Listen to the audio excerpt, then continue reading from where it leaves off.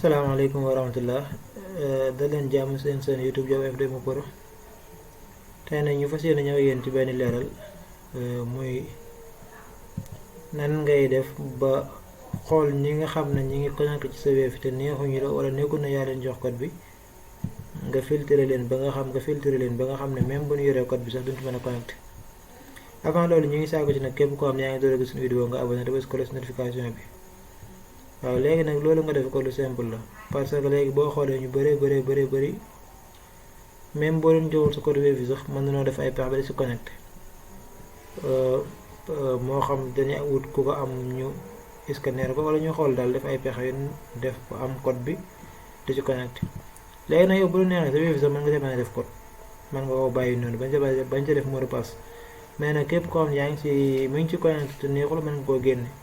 pour nga def ko lu simple da ngay ñëw ci navigateur bi la gën a jege comme ma ñëw nii ma ñëw ci barre de recherche bi boo xoolee même code laay bindaa teg 192.168.1.1 ma entré xaal tuuti ma recherche bu ñëwee fii nii comme ni ma leen waxoon fii nii par défaut use admin la fii nii admin ngay def mooy kii bi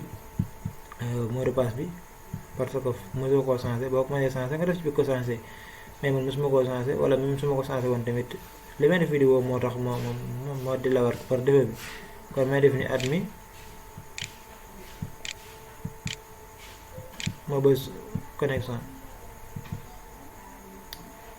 léegi su ma bësee connexion mu ñëw fii nii comme li ma leen waxoon ci vidéo yi passé rek fii nii am nga option yu bëri am nga domicile internet réseau local extra mais damay ñëw ci réseau local bi ma def nii. léegi fii boo xoolee première ligne bi deuxième ligne bi troisième ligne bi boo xoolee troisième ligne mi ngi bind état du client WLAN fii nii su ma ko cliquer ci flèche bi nii daf may génneel yëpp téléphone yooyu bépp téléphone boo xam ne mi ngi connecté ci Wave bi daf may génneel bépp téléphone boo xam ne mi ngi connecté ci sama Wave. léegi boo xoolee comme fii nii gis nga client 1 information téléphone boobu moo nekk nii. client 2 information yi moo nekk nii client 3 boo xoolee information yi moo nekk nii xam ni ma la wax nga def nii par exemple boo xoolee sama Wave boo xoolee sama Wave client 11 kon 11 client wala 11 personnes ñoo ci connecté su ma ñëwee fii nii tamit bu fekkee ëpp na ko dala ko génneel waaw kon 11 kese la. léegi nag yow fii nii lan nga fi soxla fii nii man lenn laa fi soxla lenn mooy lii laa soxla lii. su ma dikkee adresse MAC bi nii moom laay jël man fii moom laay jël lii ma adresse MAC bi man lii laa soxla lii moo wut fu ma ko copier wala fu ma ko bind ginnaaw mu wutee fu ma ko copier wala mu wut fu ma ko bind pare damay ñëw fii nii boo xoolee fii am defe naa ne statut fii Wave réseau local extra man fii mu bind fii laay cliquer ma cliquer nii bàyyi tuuti ma recherche. léegi su ma xoolee fii am naa deux options WLAN de base ak Wave avancé man Wave avancé laay ñëw ma cliquer nii. léegi su ma cliquer nii par défaut lii fan laa ko war a fekk xam nga man sama Wave dafa am ñoo xam ne dama leen dugal liste noire lu ma tax mais par défaut fii laa koy fekk fii par défaut fii laa koy fekk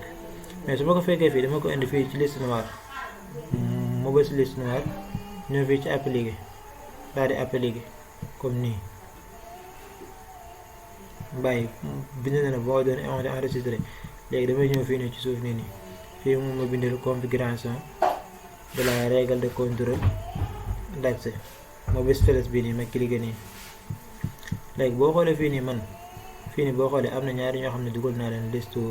noire mënuñoo connecté sama Wave même bu ñu yoree code bi tamit. léegi man kon fii laay ñëw ci créer un nouvel élément.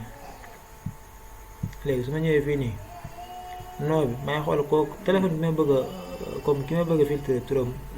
turam laay bind fii nii wala turu téléphone bi wala ça n'est pas daal fii mën naa fi bind lu ma neex comme par exemple bind nii. mais su ma ñëwee fii nag adresse MAC bi nii fii nii adresse MAC bi nga xam ne moom la ma joxoon moom laa copier wala moom laa bindoon benn moom laa bind fii nii par exemple adresse MAC fekkoon nii la fekkoon li ma adresse MAC bi lu yaa def kon par exemple fekkoon adresse MAC bi lii la. par exemple bu fekkoon adresse MAC bi ma kii woon lii la lii tey ma def appliqué xam nga adresse MAC bi dafa laa wax ne adresse MAC bii nii normal loolu moo tax mais boo defee adresse MAC bu normal xam nga dama tànn rek def benn adresse MAC mais fekkoon adresse MAC bi ma def normal la après dama def appliquer su ma defee appliquer léegi saye kii nii moom ñëpp mën a connecté ci sama wifi ba mu des moom même bu fekkee code bi mi ngi ak moom sax mu xam code bi sax dootul am accès pour connecté ci sama wifi parce que man maa ko dugal li suñu waar